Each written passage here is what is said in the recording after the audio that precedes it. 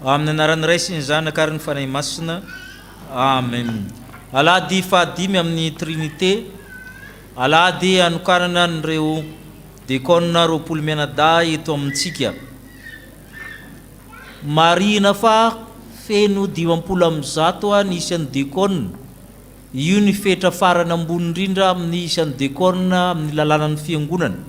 Aorian'izao zany dia isaky ny efa-taona indray vao misy fanokanana dekona, satria amin'izay zany misy ny miakatra olona sy ny takan'izay ny 50 ny fetra farany amin'ny amaron'ny dekona anatin'ny fiangonana anankiray. Nanomboka ny fanompom-pavahana sika raintsika ny hira fanevany Rasalama.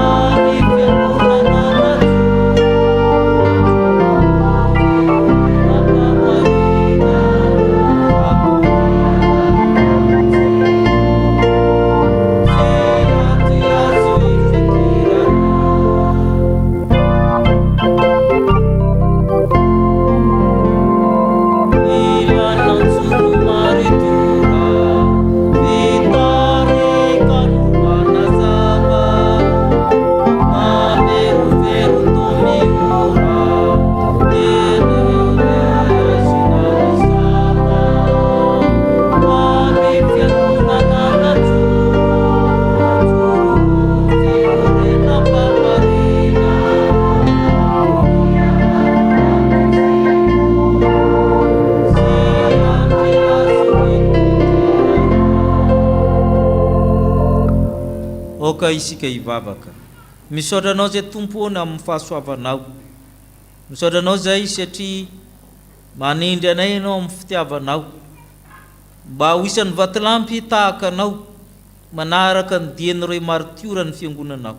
Misaotra anao zay satria olom-boa antso izahay, araka ny perikopa zay ianaranay mandritra ny ray volana zay. Misaotra anao zay tompo fa nantsonao isan'ny fiangonana, tsy ny herinay na ny tanjakay fa noho ny fitiavanao. Zinona moa zay tompo no mba hanatonanao, nofo taolana ihany zay alavenina ary olombelona tsotra ihany. Kanefa ianao Andriamanitra nanome anay, tsy noho izay marina moatra no sasany na masina milahatra amin'ny hafa, fa ianao ny antso. Ary raha miasa ianao dia tsy misy marombaka ny ampelantananao. Misaotra anao zay tompo amin'ny antso niombonanao aminay, satria Kristy nantsona ho mpanompo koa. Misaotra anao zay amin'ny reto mpanomponao zay nantsona